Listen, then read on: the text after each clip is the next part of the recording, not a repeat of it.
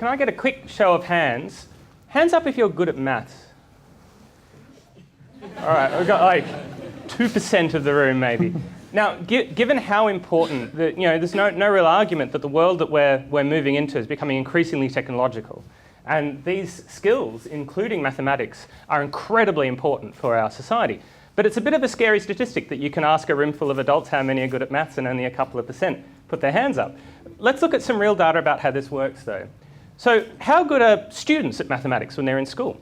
Well, here's what you would expect to see. Say you measured about 1,000 Year 7 students and said, all right, how good are you at mathematics? And here's what you would expect to see. You would expect most of them to be around here. This is end of grade 6 level, this is end of Year 7 level, and so on. There might be a little bit of a spread. We actually went out and measured this, and that's what it is.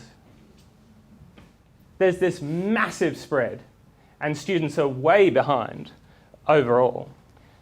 Now, I came from a background of astrophysics and Richard from a background of consulting and software engineering into teaching. And we saw this problem on the ground. When I had a Year 7 maths class, what I was handed was a Year 7 textbook, and I was expected to teach Year 7 mathematics. So I was pitching everything here. So everyone here wasn't ready for it. And the result was that everyone was either confused or completely scared by the mathematics, and the net result is then a room full of adults where only a couple of people will put their hand up if you ask if they're good at mathematics or not. So how do you fix this problem? This is supposed to be us giving you something to take away in 5 minutes, so in the next 3.5 minutes I'm going to tell you how we fix the education system. It turns out that you need to do 3 things, and this is where it's going to get hard. So you need to change the way you structure everything about education. You also need to change the way you actually teach the stuff, and you need to change the way you assess it. Let's do structure first. Bear with me, this is easy. So in the old model of structuring, essentially what we had is a situation where we treat kids as batches in a production line. They all learn the same thing at the same time, doesn't really matter what they're ready for. The only thing that actually matters in school, generally, is actually covering the course. You can tick off all the dot points, right? You need to change that. So what you actually need is a new model where different kids learn different things at the same time, and the only thing that really matters is growth along a continuum. Okay, but that's great, that's theory. Structure is useless without teaching. So the teaching element's really important. In the old model of teaching, I'm sure pretty much how all of you, how certainly I was taught in school, is that it's a very kind of one-size-fits-all process, right? So the teacher will assign work to the whole class at the same time.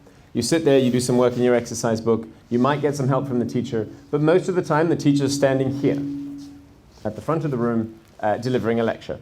And what happens is that you get exactly this kind of outcome that Justin demonstrated. There's almost no time to do actual real-world application, to apply the learning that you're supposedly doing in class.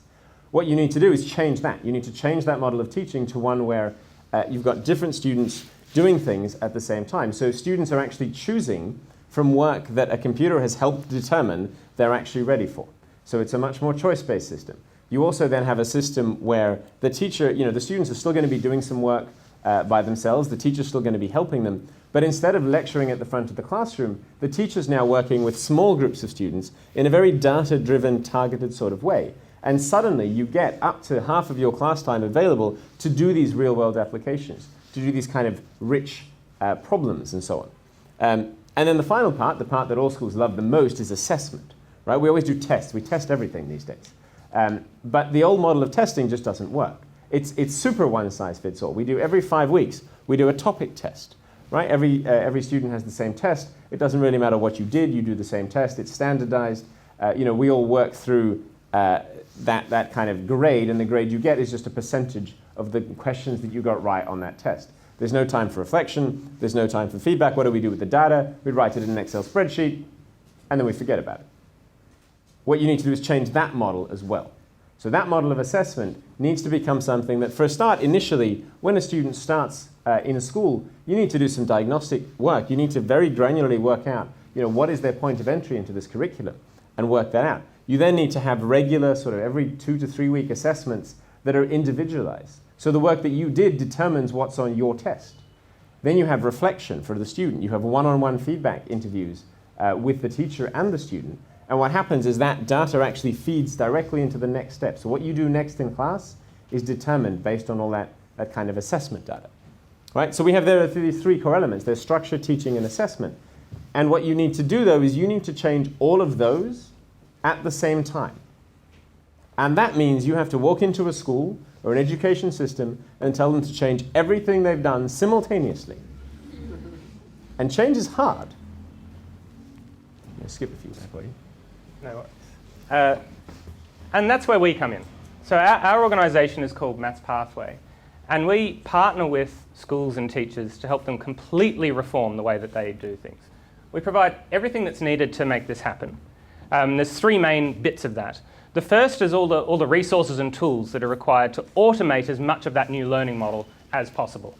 A whole lot of technology, learning resources, assessments, you name it. The second piece, just as important, is that institutional change management. Change is hard, and schools are complex organisations, so we work in the capacity of consultants with the schools to help them change what they do. And the third vital piece is teacher capacity building, really world-class professional development to help teachers upskill and change what they do in the classroom in a way where they're actually thriving and successful. So far we have 82 full partner schools across Australia and a couple internationally, about 20,000 students. And the results? Well, prior to Maths Pathway coming into a school, here's what the growth rates generally look like. So this is how many years worth of mathematics students generally learn per year. Here at 1, these are the students who are keeping up with that one-size-fits-all production line model Richard was talking about. So there's a few kids who were doing better than that. Most people weren't. They were falling further and further behind every year. The mean here is 0.6. So 0.6 grade levels per year is how much people learnt. Here's how it looks now. Oops. The average has doubled from 0.6 to 1.2. Students we work with start recovering the lost ground from previous years. And the students who are let off the leash, who are really bright and gifted, absolutely fly. The teachers tell us that their work hasn't become any easier, but it's become more meaningful because suddenly they're having an impact, far more than they ever were before. We're Maths Pathway, and we're building a movement to change mathematics. Thank you.